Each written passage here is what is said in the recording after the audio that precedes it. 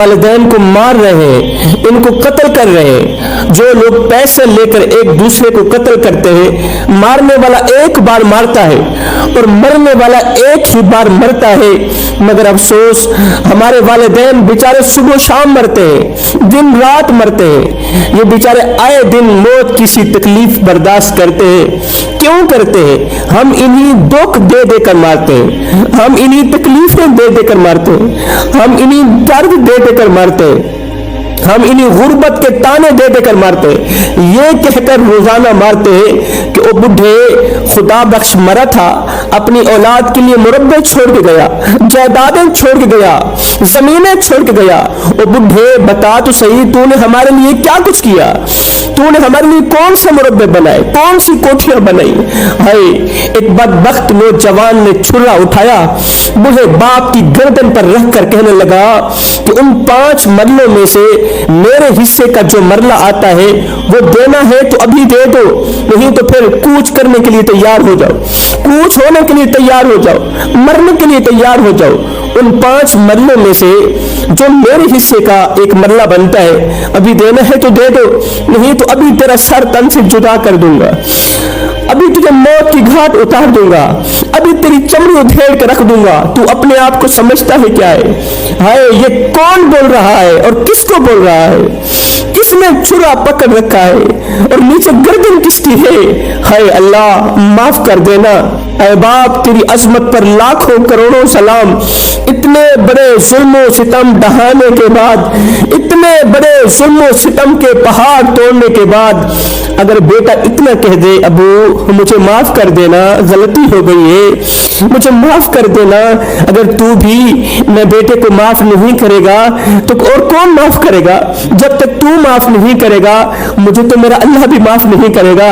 ہائے, بیٹے کا ایک جملہ, ابو مجھے معاف کر دینا, میں تیرا بیٹا نہیں ہوں, باپ کے سارے غم بھلا کے رکھ دیتا ہے. تھوڑی دیر پہلے تو باپ بیٹے کے چھرے کے نیچے آیا ہوا تھا, بیٹے نے باپ کی گردن پہ چھرا رکھا ہوا تھا, باپ نیچے رو رہا تھا, تڑپ رہا تھا.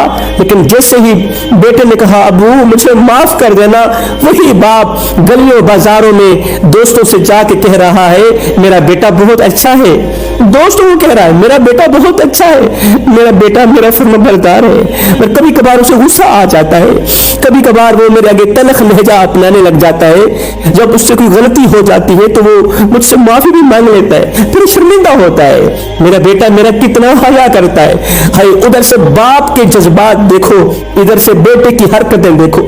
بیٹا ایسی حرکتیں کر رہا ہے کہ بوڑھے والدین بیچارے معاشرے میں کسی کو منہ دکھانے کے لائق نہیں رہے. ہوٹل میں اگر کوئی نوکر ہمیں تھوڑی سروس دے دے تو ہم اسے تھینک یو بولتے ہیں, ہم اسے پیسے دیتے ہیں. کیوں دیتے ہیں؟ اس لیے کہ اس نے ہمیں تھوڑی سروس دی ہے. دودھ کے مرنے کا مقام ہے جوانوں. اگر کوئی غیر شخص ہمیں تھوڑی سی سروس فراہم کرے, تھوڑی سروس مہیا کرے تو ہم اس کے آگے تھینک یو بولتے ہیں, ہم اس کا شکریہ ادا کرتے ہیں, پھر ساتھ میں ہم اسے پیسے بھی دیتے ہیں. سوچنے کا مقام ہے جوانوں وہ ماں جس نے ساری زندگی ہمیں سروس مہیا کی, جس نے ساری زندگی ہماری نوکری کی, جس بوڑھی ماں نے ساری زندگی ہمیں کھلایا پلایا, اپنے منہ سے نوالے نکالتی رہی, ہمارے منہ میں ڈالتی رہی, اپنی رگوں سے خون نکالتی رہی, ہماری رگوں میں ڈالتی رہی, خود کمزور ہوتی گئی, ہمیں طاقتور بناتی گئی. باپ نے بوڑھی کمر پہ بوری لاد لاد کے دن رات ایک کر کے خود غربت کی زندگی گزاری, بیٹے کو مالا مال کر دیا. آج بوڑھی ماں کے پاس دوائی کے لیے پیسے نہیں ہے, بیٹے کو فکر ہی نہیں ہے. نادانو, اتنی سروس دینے والی ماں کو بھی کبھی تم لوگوں نے پیسے دیے ہیں؟ آج ماں گھر میں بیٹھی سوکھی روٹی کھا رہی ہے, سوکھی روٹی کے لیے ترس رہی ہے, ٹھنڈے پانی کے لیے ترس رہی ہے, اور مالدار بیٹا اپنے دوستوں کے ساتھ ہوٹلوں پہ بیٹھ کے بکرے کے گوشت کھا رہا ہے. یاد رکھنا جوانوں, بوڑھی ماں کو گھر میں بھوکا بٹھا کے, بوڑھے باپ کو گھر میں بھوکا بٹھا کے, خود ہوٹلوں پہ بیٹھ کے بکرے کے گوشت کھانے والا نوجوان ایسے سمجھے کہ وہ کتے کا گوشت کھا رہا ہے, وہ بکرے کا گوشت نہیں کھا رہا. بکرے کا گوشت اس پر اس وقت تک حرام ہے جب تک وہ اپنے بھوکے باپ کی بھوک زائل نہیں کرتا. भूखे बाप को खाना नहीं खिलाता, उस वक्त तक बकरे का गोश्त उस पर हराम है, जब तक वो अपनी बूढ़ी माँ की भूख नहीं मिटाता, बूढ़ी माँ को खाना नहीं खिलाता। हजरत सैयदना अली मुर्तजा शेर खुदा करमल्लाहु वजहुल करीम फरमाते हैं अपने बूढ़े वालिदैन के आगे ऊंची आवाज में बात मत किया करो, बूढ़ी माँ के आगे, बूढ़े बाप के आगे ऊंची आवाज में चिल्लाकर बात मत किया करो। जिस दिन ये खामोश हो गए ना, जिस दिन ये मर गए, इस दुनिया फानी से रुखसत हो गए, कूच कर गए, फिर तुम इनकी आवाज सुनने को तरसोगे। वालिदैन के मर जाने के बाद तुम्हें करोड़ों रुपए तो मिल जाएंगे, कायनात की हर चीज मिल जाएगी, लेकिन वो सुकून नहीं मिलेगा जो वालिदैन की जिंदगी में उनकी खिदमत करते वक्त और उनसे दुआएं लेते वक्त सुकून मिलता था। वो सुकून हरगिज़ नहीं मिलेगा और कहीं से नहीं मिलेगा जो सुकून वालिदैन के पांव दबाते वक्त मिलता था, वालिदैन की खिदमत करते वक्त मिलता था, वालिदैन से दुआएं लेते वक्त मिलता था। आज एक बाप रो रो कर अल्लाह से दुआएं मांग रहा है, अल्लाह से भीख मांग रहा है, खैरात मांग रहा है, अल्लाह मेरा बेटा बदल गया है, मेरे बेटे को बदल दे, मेरा बेटा बिगड़ गया है, उसे मेरा फर्मा बरदार कर दे।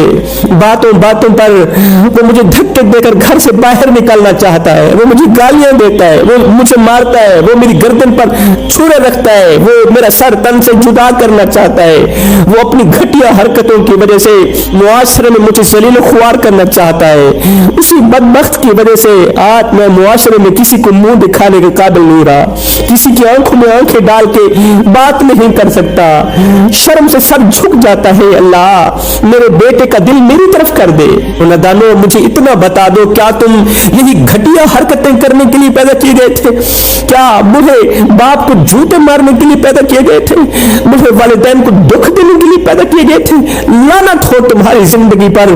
जवानों उस वक्त को याद करो जब अल्लाह फरमाएगा मेरे बंदे बता तो सही तू जवानी कहां गुजार के आया है, और तेरी जवानी कहां गुजरी है? नमाज में गुजरी है या बूढ़े बाप को जूते मारते हुए गुजरी है? मेरी इबादत में गुजरी है या बूढ़े वालिदैन की नाफरमानी करते हुए गुजरी है? तुम्हारी जिंदगी बूढ़े वालिदैन को दुख देने में तो नहीं गुजरी, दर्द देने में तो नहीं गुजरी, तुम्हारी जिंदगी आवारगी में तो नहीं गुजरी।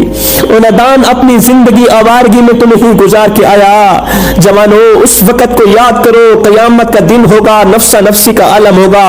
उस दिन अगर अल्लाह ने कह दिया कि ये चेहरा मेरा नहीं है, और मुस्तफा ने भी कह दिया मालिक जो तेरा नहीं है वो मेरा भी नहीं है, बता तो सही तू कहां जाएगा? फिर तेरा क्या बनेगा जब मुस्तफा ने भी कह दिया कि ये वालिदैन को सताने वाला चेहरा मेरा नहीं है, वालिदैन को दुख देने वाला, दर्द देने वाला ये चेहरा मेरा नहीं है, तू कहां जाएगा? जवानों जो हाथ बूढ़ी माँ के आगे उठता है ना वो जन्नत में नहीं जा सकता। जो हाथ बूढ़ी माँ को मारने के लिए उठता है ना वो जन्नत में नहीं जा सकता। उस हाथ को जहन्नम की आग जलाएगी, वो हाथ जलेगा ही जलेगा जो हाथ बूढ़ी माँ के आगे उठा।